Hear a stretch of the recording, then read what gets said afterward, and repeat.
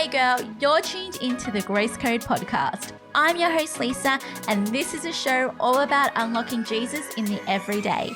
What's the everyday? Well, it's things like your faith, career, relationships, health, and so much more. I pray that this podcast leaves you inspired and passionate to find Jesus as you go about your everyday and encourages you to step out of your comfort zone and step into the things that God is calling you to. Hey fam, it's your girl Lisa here, and if this is your first time listening to the Grace Code, I'm so excited you're here and joining me for episode 15.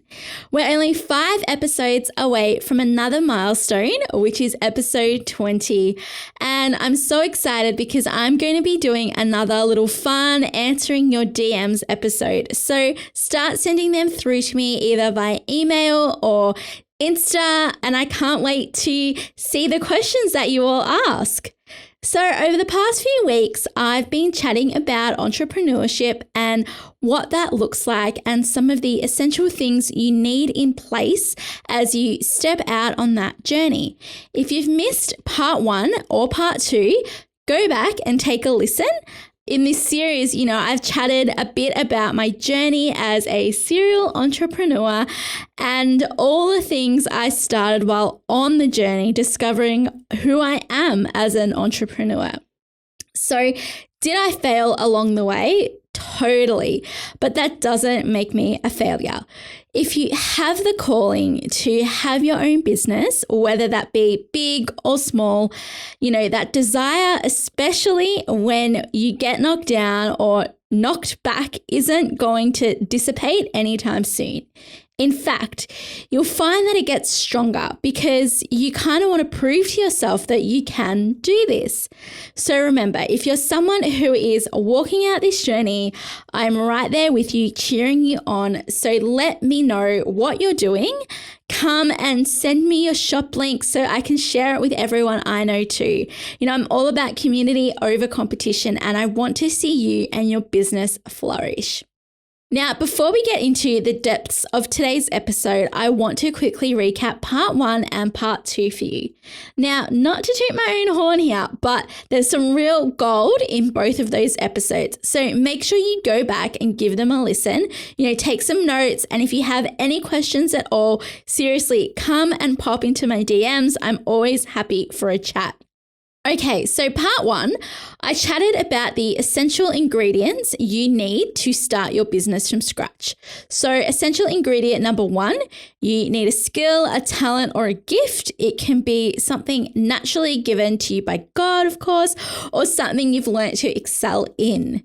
Number 2, you need to make sure your idea or the business you want to start is viable, or is a viable business idea. So that means that it's something that you can actually make a business out of and people are willing to pay money for it. Number 3, you need to be your own mouthpiece. Now, I struggle with this in all honesty. I really find it hard to promote myself, but you need to do it. You need to promote yourself, because if you're not going to talk about yourself, your business, and what you've got, no one else will, because they're not going to know. So number 4, you need customers. So make sure you have your niche and your target audience down pat and how you will reach them. Have that strategy figured out. Number 5, remember, community over competition. So network, seek out guidance, seek out mentors, and learn from someone you look up to, and always be providing value back to your community before you try to sell to them. So that was a quick summary of some of the things I shared in part 1 of this series. Now in part 2, I touched on the number 1 thing that can put a stop to all of the plans we have, and that is procrastination. I also shared with you the spiritual and practical things I did, plus the time management tool I used to really get on top of distractions and help me focus in my day-to-day work. I broke down the stages that every business will eventually go through. We all start in the same place, with a dream, And if you speak to any business owner who's now CEO, they will tell you they most likely didn't start with a huge team around them in the beginning. So whether you want your business to end up as a company with a team or you want to keep it small and stay hands-on, you will at some stage cross this path and have to make a decision about where you want your business to go and how you want it to grow. And having a think, a pray, and a plan about it at the start will give you some direction as you make further plans about the future. So another really important thing here is to remember to remain flexible in your plans, because God will give you the blueprint and the strategies, but you just never know where He's going to end up taking you and what He is going to do with what you give Him. And I think that is one of the most exciting things about being in such a close, intimate relationship with God. And that brings us right here to part 3. So today I want to delve a bit more into procrastination, because I think if you can tackle that head on, then everything else that you do will be so much easier for you, because you'll be less distracted and more focused on the tasks at hand. I also want to give you some actionable steps that will help you get your idea off the ground and step out and into what God is calling you to with faith, grace, courage, and wisdom. Now, this week, I pre-launched the first collection of my art prints to those that are signed up to the collective. And while the day was spent in a flurry, making sure items were online and all the copy made sense and the downloadable files worked, sending out that email to say the store was live at 5 p.m. was honestly so scary. There's so many critical thoughts that, flood your mind in these moments. Will people like the items? Will I get a sale? What happens if I don't get a sale? What's next? But it was in that moment that I was able to stop, take a breath, and realize just how far I had come in the year that so many people had written off. So many people are hanging on for 2021. But in reality, the landscape of it might be the same in some way, but the thing that can change, the thing that will mold your 2021 is God and you. How are you going to walk into 2021? Will it be with the same attitude and mindset that you had this year? Will you be able to carve something for yourself if everything around you is, shut down again? Or will you just slump back and just wait it out? One of my biggest problems throughout my life has been procrastination. And so it took a lot of discipline to see the breakthrough I needed to start using my time wisely and more productively. And not every day is going to be incredibly productive, and that's okay. I've kind of said this before, but I would make plans to make plans and lists of plans I needed to make and rearrange that list, a dozen times into different priorities and never actually take the step into actioning anything. And it was mostly out of fear. So to have been in the middle of lockdown and be like, okay, God, we're going to do this and come out, say 8 months later with, a little baby business, that's a pretty big achievement for me. And if you find yourself in that same place, that's a big achievement for you too. So learn to celebrate yourself and these wins, no matter how big or small they are. Now, if you have your idea, but haven't quite taken the next step to start it yet and get it off the ground, whether that be because of nerves or procrastination, then I've got a few tips for you that will help you step out and into what God is calling you to. So how exactly do you turn that idea or dream into a reality? Well, tip number 1, it's a bit of a hard-hitting truth, but you're not going to have the time to do it until you make the time to do it. #facts, am I right? You're not going to be able to go all in right away, and you shouldn't. Remember to start slowly and scale it up from there. But you do need to make time to work on your ideas and plans. Otherwise, they aren't going to happen, and you'll continue making excuses and waiting for opportunities and doors to open, which they are, but because you haven't made the plan for it, you haven't seen it. And so you're kind of blinded by just your thoughts about it all and your excuses and, I really need this door to open. And God's like, it's open. Will you spend some time with me and let me show you what's next? So, friend, remember, faith without works is dead. Sometimes we need to put a little bit of action behind our faith to see our dreams come to pass. So the practical and actionable thing to do here is to look at your calendar and schedule over the next few months. We're only a few months left until 2021. So there really is no better time to start making plans than now. So whether you're taking some leave over Christmas and New Year's or not, try to find a solid 30, 60, or 90 days in your schedule, over the next few months to work on yourself, your idea, and your future business. I personally prefer the 90 days because you can really break down what needs to be done and strategize it. But it doesn't matter what one you choose, as long as you choose one and commit to it. So yes, the important thing here is that you commit to really get going, because only you can do this, and you're the only one responsible for investing in yourself. So don't just say you'll make the time, actually commit to it. Actually schedule it in your calendar and make that appointment with yourself, exactly like you would any other important meeting. Make sure it's something that's not to be missed. If you're struggling to find time, maybe you need to ask yourself the question, what needs to go from my schedule in order to make time for me to invest in myself and my skills? Are you watching a bit too much Netflix or other movies or streaming services? Can you cut that down a little bit? Do you sleep in on a Saturday? Maybe you can wake up a little bit earlier. They're all little things that you can look at to help you in this time.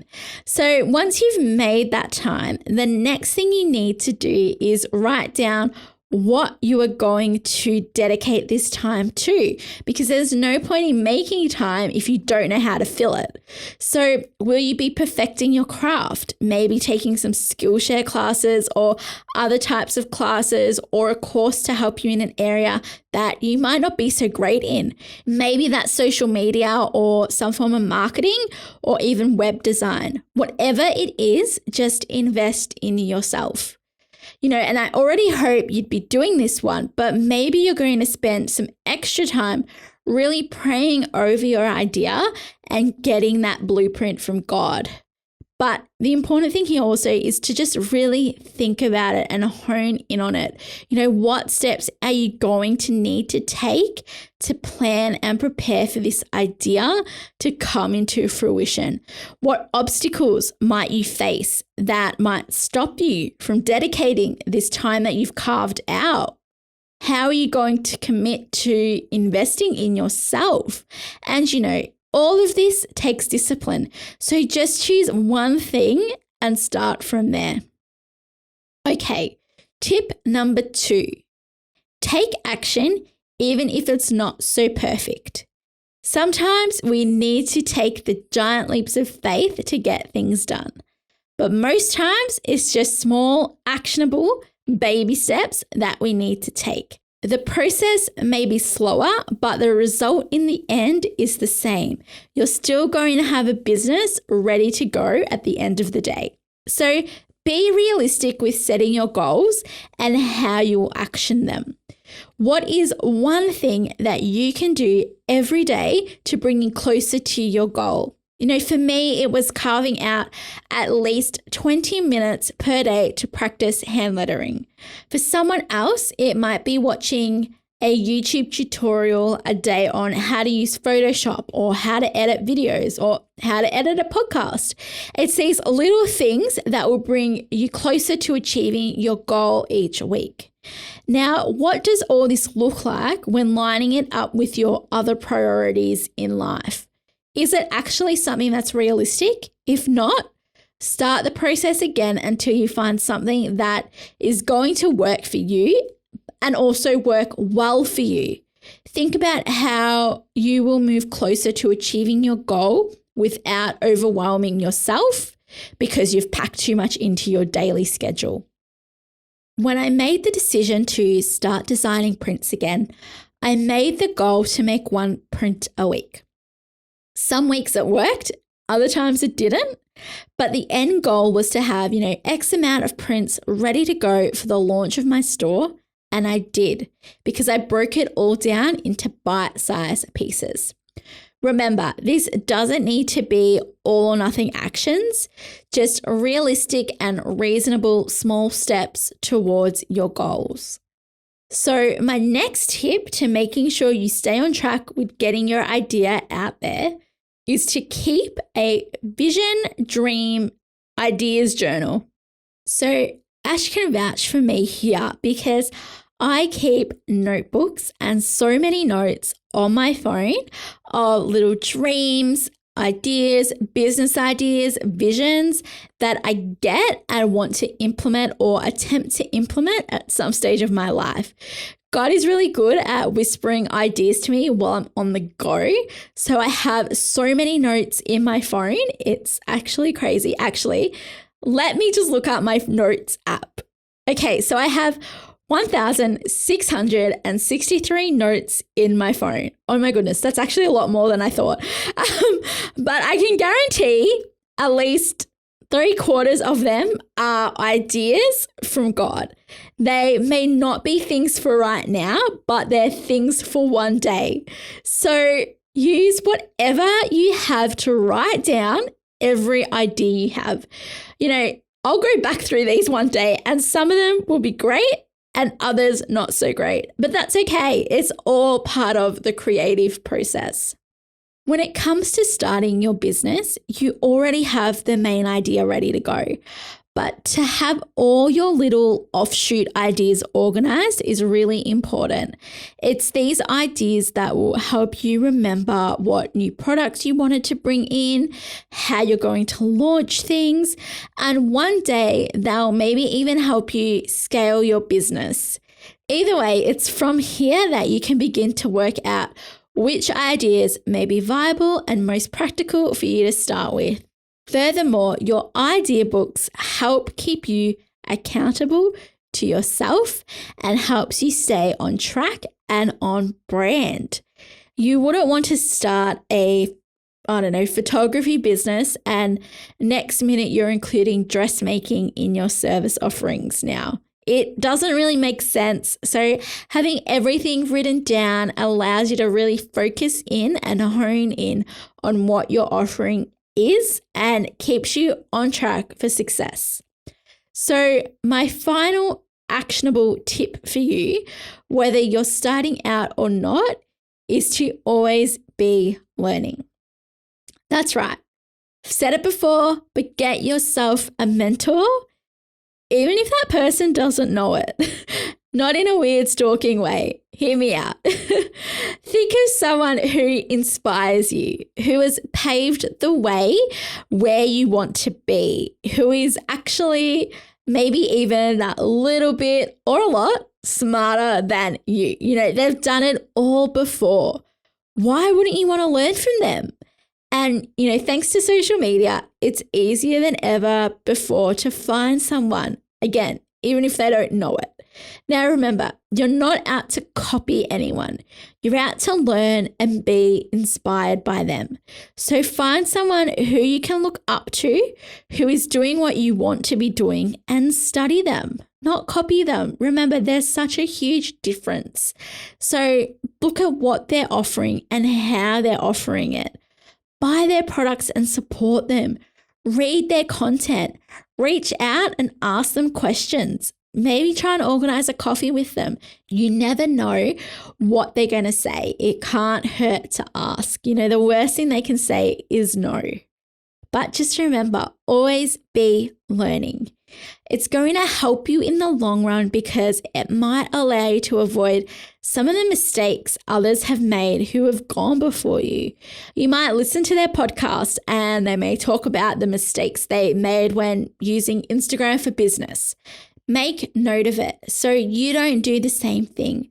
No one started out knowing what to do, but if you can avoid the costly mistakes that come with setting up and running a business, then you're already ahead of the game. And who knows, it might inspire you so much that it gives you that little kick up the butt you need to avoid stopping at procrastination station that comes when we feel nervous and unqualified. We all too often hold ourselves back. We drown ourselves with negative self-talk like, I'm not creative enough, or I'm not good enough, or should I really be doing this? And this all too often leads us to never putting action behind our ideas. So I hope this series and this episode has helped you to overcome fear and step out and start operating in your God-given talent and giftings. If we don't use our creativity, if we don't step out and run with that fire that's inside of us, committing ourselves to seeing our passions come into fruition, we are going to end up so miserable.